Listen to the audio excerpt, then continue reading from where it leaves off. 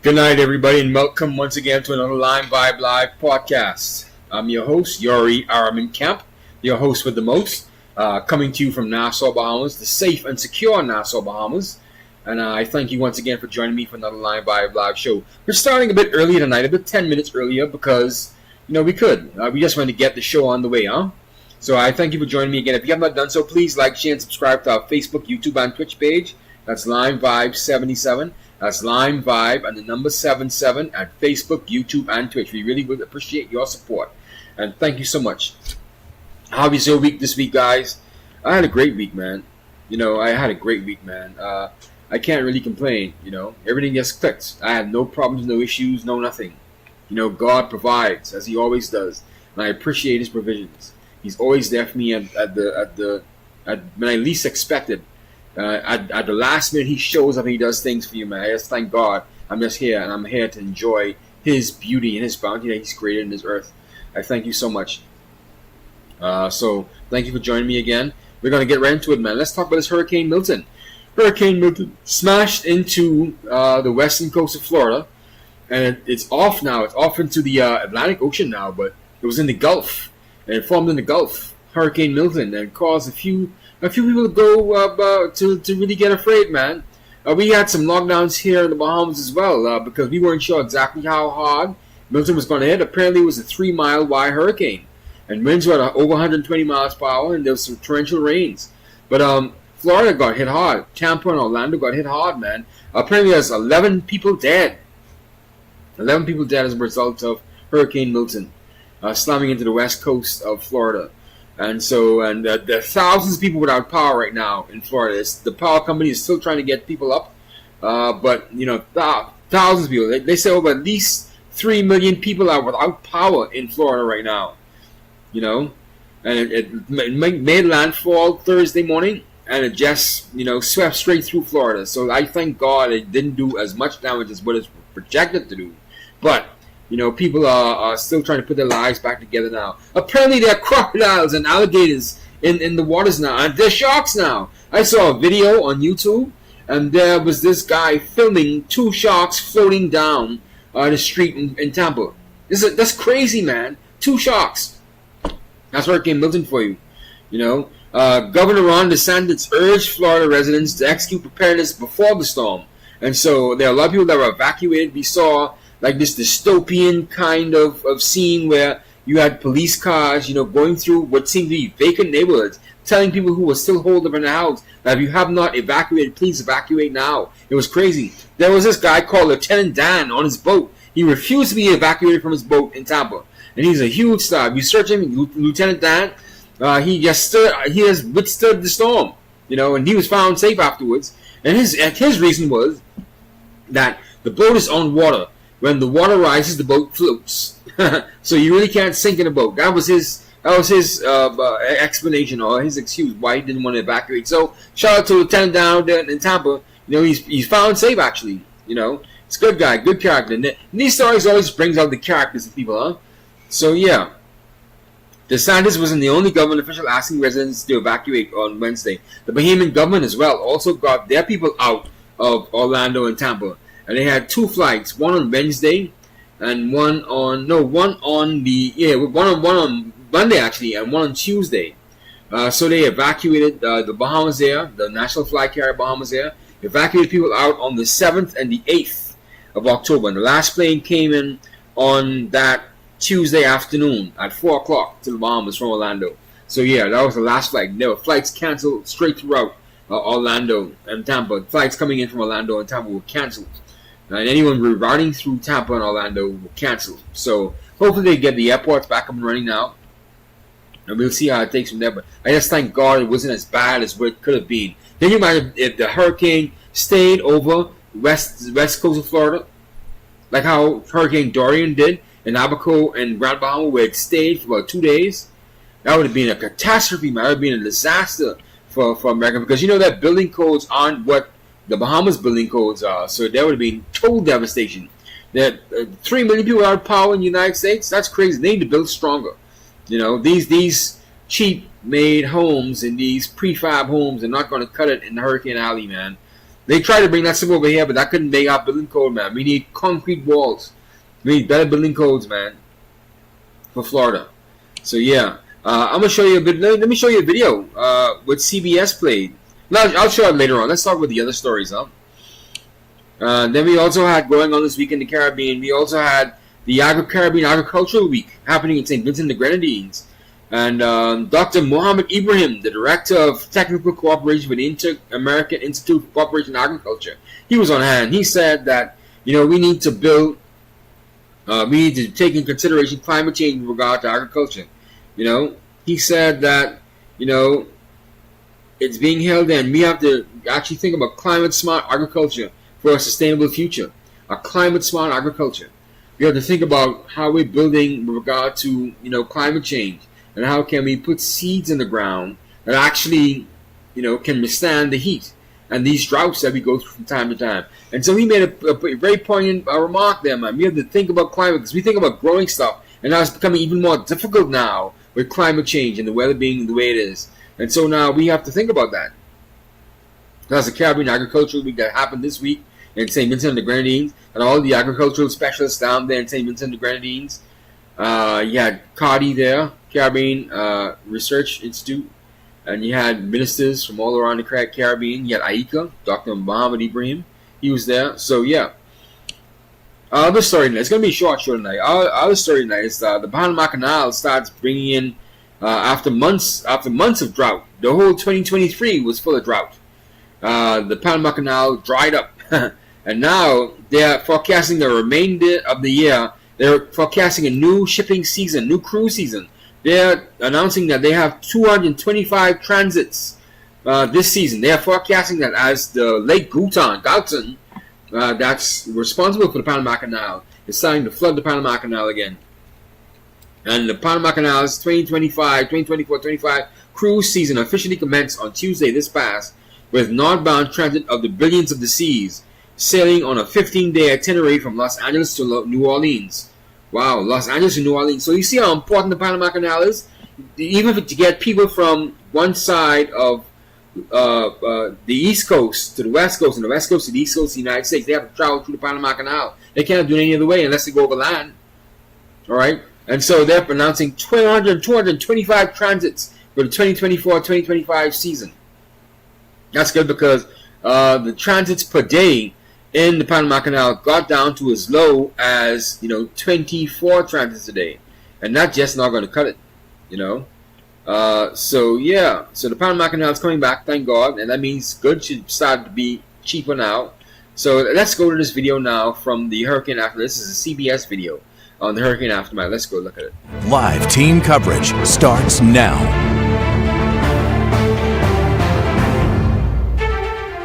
It's just a sick feeling in your gut. Yeah, it's a punch to the gut, and it just don't go away.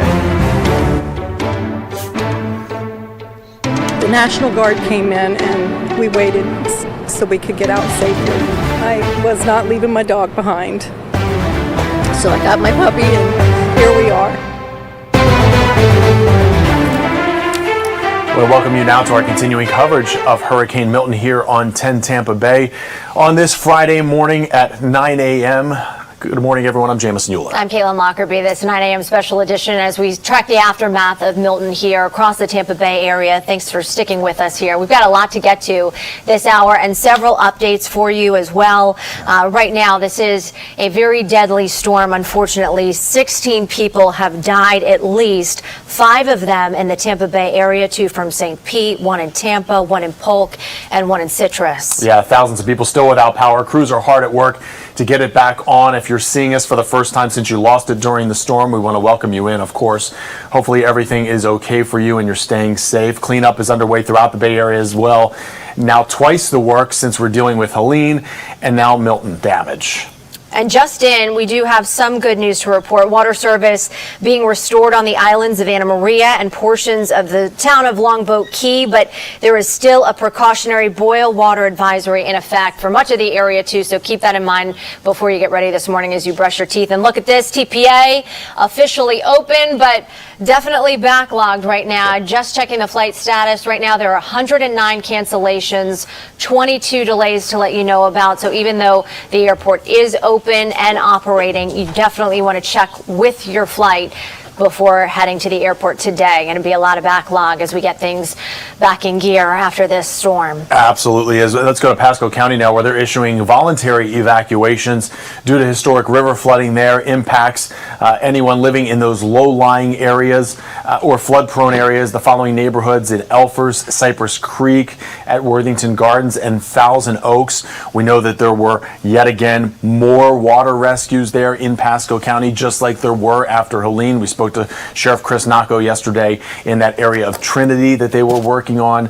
So a lot of work still to be done, because now we have to worry about river flooding, and that's when we're going to turn now to meteorologist Amanda Pappas with more on that. Amanda? Good morning to you guys. So yeah, talking about all that river flooding in Pasco County. Let's look at Anclote. Right now they're at a major flood stage. Look at this, seeing that flood stage right now, that river level is at 26.56 feet. Look at that. So 26.5 feet there. We really do see that this major flood stage is getting pretty close to that previous record of about almost 28 feet of water. So it's cresting right now. So that means as we head into tomorrow that all these river levels, the water levels are going to gradually begin to drop, which is great news for us. But right now they're at that major flood stage. I'll be talking about the rest of the rivers as well, all across our Bay Area, especially north of I-4. That's where we saw what Hurricane Milton brought really was that freshwater flooding threat, and that's why a lot of our rivers to our north are the ones at that major flood stage. Meanwhile, the ones to the south, not as much, just because we saw less in terms of those rain chances. Now,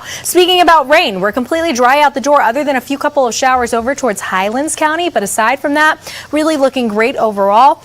We're going to get to what we have out the door right now, which is tons of sunshine. It's a beautiful day outside. We continue to see some sunshine, mix of sun and clouds, and much cooler temperatures. I'll have a look at those temperatures outside now and for later on in that 7-day forecast, all in just the next couple of minutes. But right now we got to talk about traffic, get you out there on the road. I know a lot's still going on there. Oh my goodness. Good morning to you all. So glad you're joining us here on 10 Tampa Bay.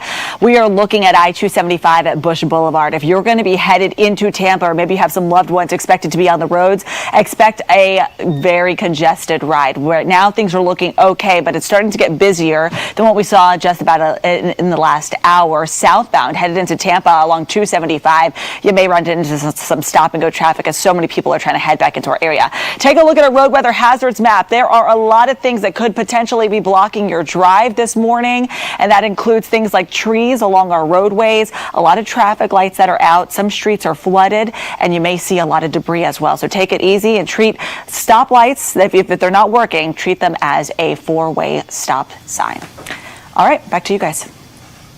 All right, thank you so much, Sarah. Yeah, really important there, because a lot of those stoplights, as we were coming into work today, you saw these, you come up with these intersections, and then all of a sudden you see that they're out, so everybody's got to treat that as a four-way stop, and it gets a little bit dicey. But here's the big problem today. Gas in a great need today. There's huge lines at any gas station this is open, and this is video from right across the street from where we are right now at I-4 in Hillsboro. Yeah, and it is quite the line out there and quite the mess when it comes to cars trying to get around that intersection there. So pack your patience is what they say, but it's really difficult right now. I know a lot of people really feeling desperate as they are seeing their tanks become empty, and people are getting testy. High tension out there. Yeah, we don't need to be nice here. People are getting testy over there right now when it comes to who's in line, who's next, you're taking too long, how many of those jugs are you going to fill up. So just remember, we're all trying to get gas at this point, so you got to be patient as we're trying to get that as well. So it's just regular hurricane madness. It happens here in the Bahamas and throughout the Caribbean as well. People start to gouge. People start to get testy when it comes down to getting supplies, particularly water and gasoline. The lines at the gas stations are always wrapped around the corner.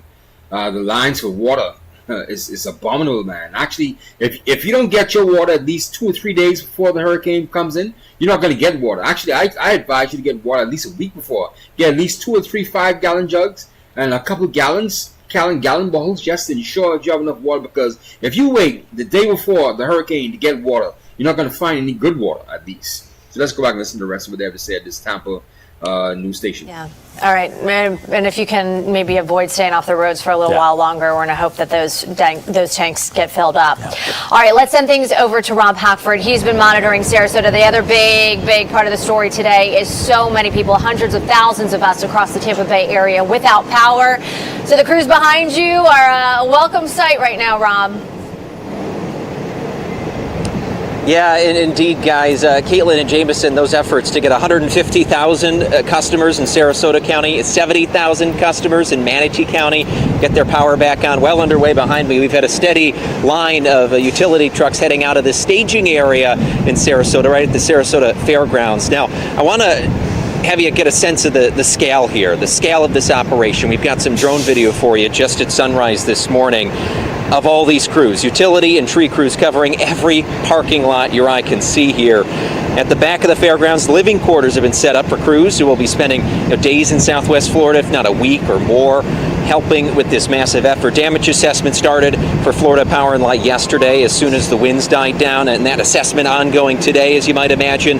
Cleanup underway as well because of that. Now, also restoration, as we mentioned, tens of thousands of folks have had their power turned back on. A lot of people, though, are still waiting. We know that. We were without power in Venice this morning. For communities that haven't had their power turned back on, we asked Florida Power and Light what their strategy is going forward. With areas that serve critical facilities, so your hospitals, your police, and your fire stations. Then we move on to main community thoroughfares that have community essentials like gas stations, pharmacies, and grocery stores. Those facilities that are really necessary for the community's restoration and not just the energy grid. While we're doing that, we're getting thousands of customers back up online. Then we move to the very tight, difficult pockets where maybe it's a community's out because trees have just toppled all of the lines there that take hours to get the lights back on. Our crews are working relentlessly there until every single customer is restored. Yeah, we got word that a transmission line actually had gone down by the airport, so the power isn't getting to your home because it isn't going out in the first place. The parking lot behind me, though, if you can see past these trucks here, it was full this morning, full even just a couple hours ago, so these crews are heading out, trying to get this work done. A lot more to do, though. Reporting live in Sarasota, Rob Hackford, 10 Tampa Bay. All right, Rob, thank you so much there. And another area that is really hard hit right now, especially when it comes to power and devastation, is Pinellas County. Our Miranda Parnell is live for us there this morning. She's in Gulfport, and similar to so many stories we're seeing around the Bay Area right now, Miranda, you guys are also having issues trying to find gas, and there's no power behind you either. That's right. I spoke to a woman today who said she was not really impacted by Hurricane Helene, and then now with Hurricane Milton, she has no water, no power, no sewage, and she says she also has a leaking roof. So it's been a true 1-2 punch for this community. But as the sun gets brighter out here, we're seeing more people get to work. We've been seeing linemen come through down this main strip. We've seen tree cutters come through.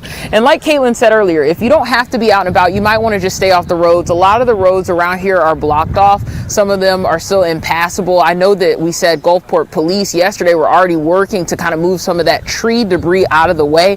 But if you don't have to be out, you don't want to. One, there's a shortage on gas around here. And then two, there's still just so many hazards in the roadway. Just down the road, we saw them cut down a tree that was leaning. So right now in the street over there, they are having to work on breaking that tree up. So if you can stay home, stay out of your car, just go ahead and do that, because, you know, this devastation that we saw with Helene has now just blended in. It's hard to tell what is from Milton and what is from Helene, but either way, the folks here in Gulfport say that they are ready to get to work, rebuilding, restoring their community. We talked to a gentleman today who said he was in Colorado, came down here to help because he was living in this community as recently as May, and he said he knew that it was going to be an all hands on deck situation, and he wanted to make sure that he was there for these people as they start to rebuild. So that's been the key here in Gulfport, and we'll keep walking around and talk to some other folks today to find out where things are for people who are living in Gulfport. In Gulfport, Miranda Parnell, 10 Tampa Bay.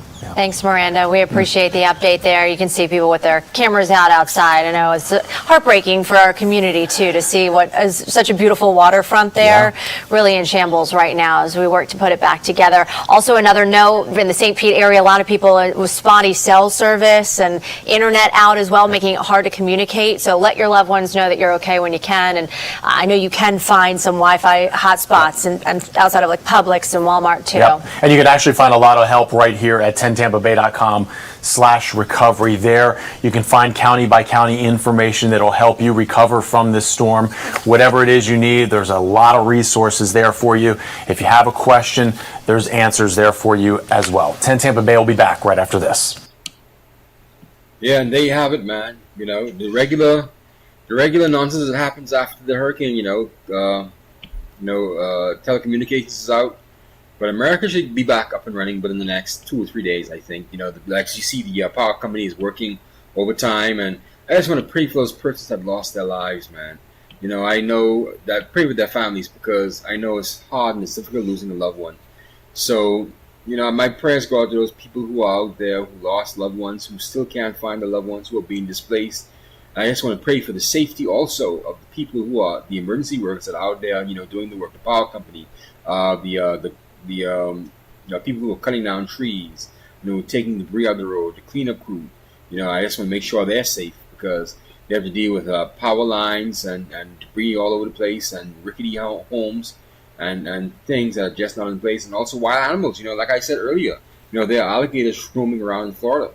You know, there are crocodiles and there are, you know, sharks, you know, floating down the streets in Tampa during the storm, right after the storm actually. So I just want to make sure everyone's safe, and I just hope to God that everyone keeps safe. Yeah. So, but up to our last story, you know, that's enough of Hurricane Milton. As you saw, the report is very thorough. Channel 10 Tampa, and I just want to say thank you for that. And also, just keep the faith. You're going to be back up and running sooner rather than later. So, yeah, I have faith in America to get things done. Like I said, it could have been worse. It could have been a Hurricane Dorian. It could have been a place where, you know, the hurricane stood over Florida for 2 days. And just kept whipping around. You know, it could have been that. All right. Well, our last story for the night. Diddy is set for a new trial in May 2025 for his sex allegation crimes. You know, and he is trying to make his third attempt at bail now. And he's been denied twice, of course, and he's going to sit in jail until May 2025 for his trial. That's a long time for Diddy to be in jail. You know, I don't think he's going to be used to that. I don't think he's going to like that, man. But let's take a look at the story that I got as well. Developing at 5, music mogul Sean Diddy Combs back inside a federal courtroom here in New York. All right, a trial date's now been set for May 5th of next year. Lisa Evers live in Lower Manhattan with the very latest today. Lisa. Well, Stephen, Natasha, this was Sean Diddy Combs' third time in the courthouse you see right behind me, his first time before a new judge. They did handle these calendar matters and also set that May 5th, 2025 date for the trial to begin. But what was most striking was that his mother, Janice Combs, who's been with him his whole life, flew up from Florida to be with him, as did most of his children, in a show of support. Sean Combs' son Christian, known professionally as King Combs, held his grandmother's hand as they left the courthouse with his other siblings. We want to hear from you. Anything you want to say at this point. Judge Arun Subramanian acknowledged that his mother Janice Combs came from Florida for her son and that his kids also traveled to be in the same courtroom with him. Combs' attorney Anthony Rico sat by his side throughout the proceeding. He's handling the appeal of his bail denial, which is a separate case in the appeals court. He's making an adjustment. He had his family here today to support him. We really want to put an end to all of the clowning that we see on the internet. This is a serious proceeding with serious consequences. The judge set a trial date of May 5th, 2025. The lead federal prosecutor took issue with Combs' attorney Mark Agnifillo's extensive comments in a TMZ documentary, alleging the government was guilty of racial bias and targeting Combs. Agnifillo complained about government leaks to the media.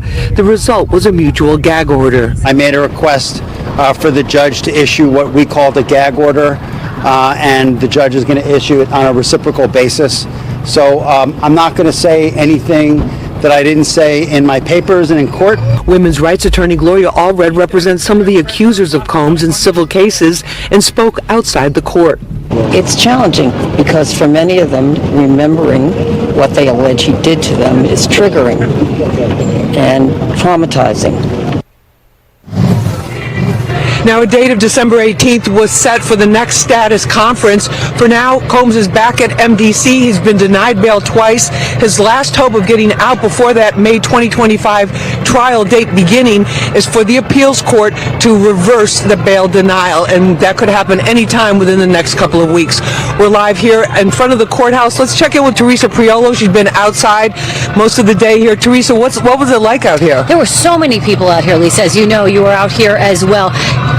P. Diddy is an international superstar, and so you have to imagine that this is a case that is bringing people from all over the world. We've seen local media here, national media, and yes, international media too, with also a huge showing among entertainment journalists. But we also saw today a lot of citizen journalists that were out here as well. People who grew up on Diddy's music, whose albums were the soundtrack of their lives, and they told me that they feel like they needed to come down here and to just catch a glimpse of it all. Of course, we know that Diddy remains behind bars at MDC, but that's not stopping the crowds or the interest in this case.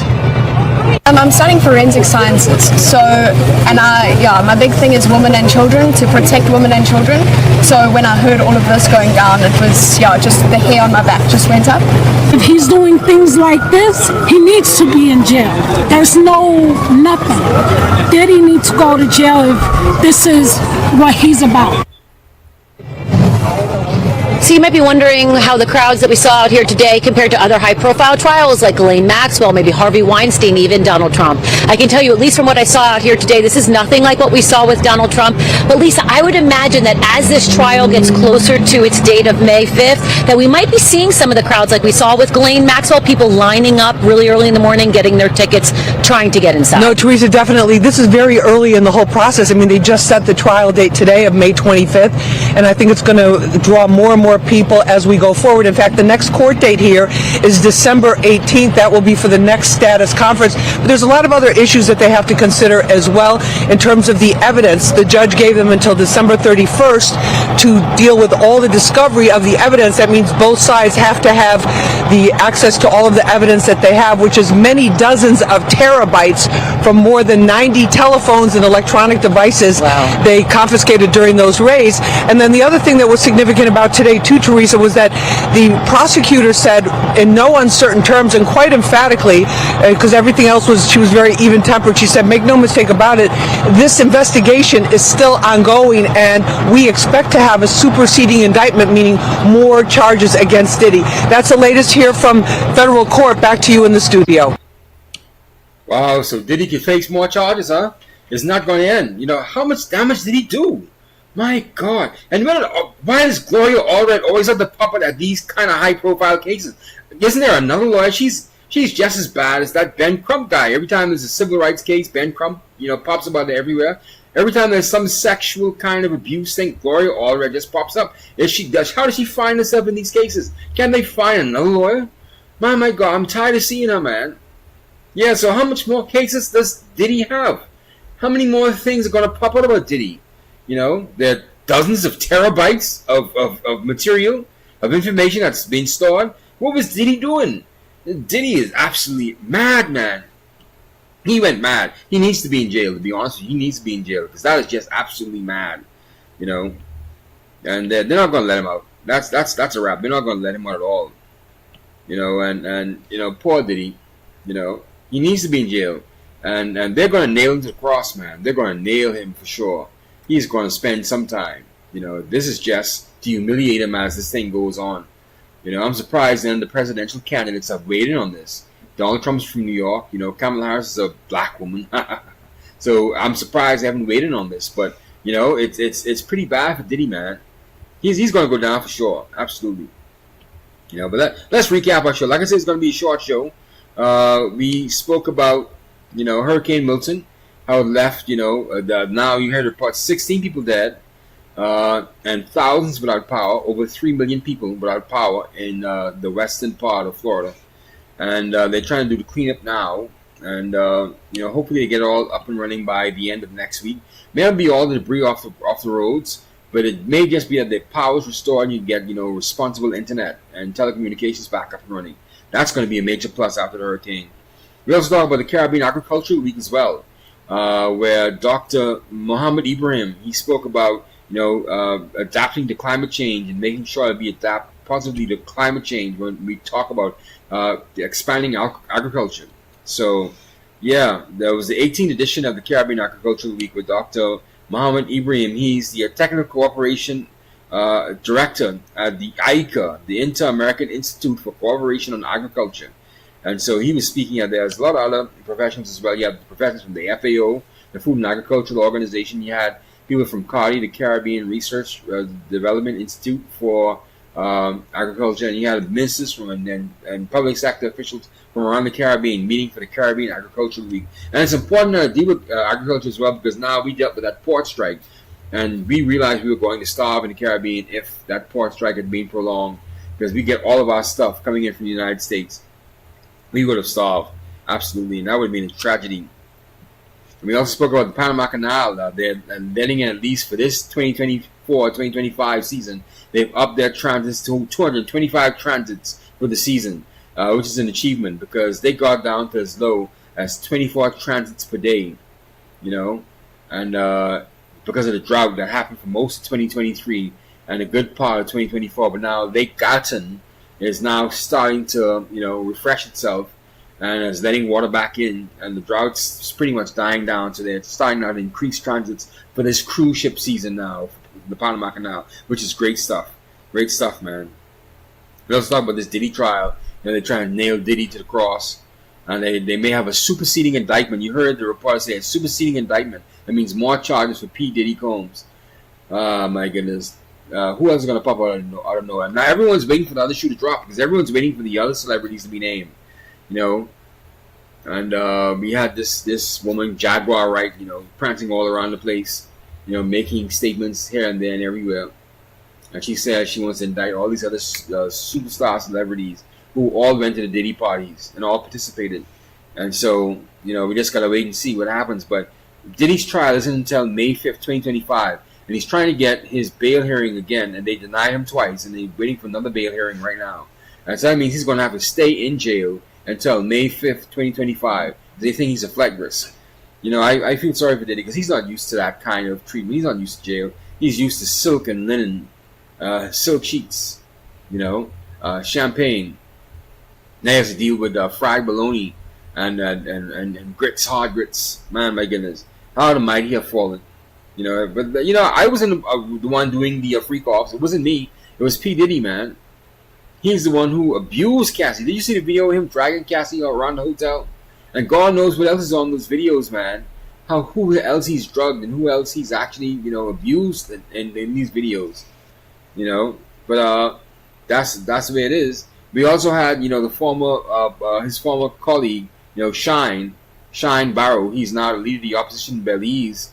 He was involved in that shooting case in the New York nightclub with Jennifer Lopez, and Diddy threw him under the bus.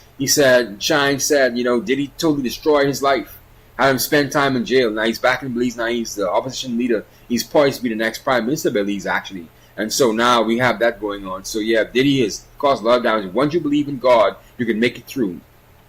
But that's our show for tonight, ladies and gentlemen. Thank you so much for joining me for another Line Vibe Live podcast. I'm your host, Yori Arman Kemp, here from the beautiful islands of the Bahamas, Nassau to be exact. If you have not done so, please like, share, and subscribe to our Facebook, YouTube, and Twitch page. That's Line Vibe 77. That's Line Vibe 77 on Facebook, YouTube, and Twitch. And please, we would love to have you join us, our nation. Thank you so much, and I'll see you again next week, Friday, hopefully, God willing, for another Line Vibe Live podcast. Let's get out of here.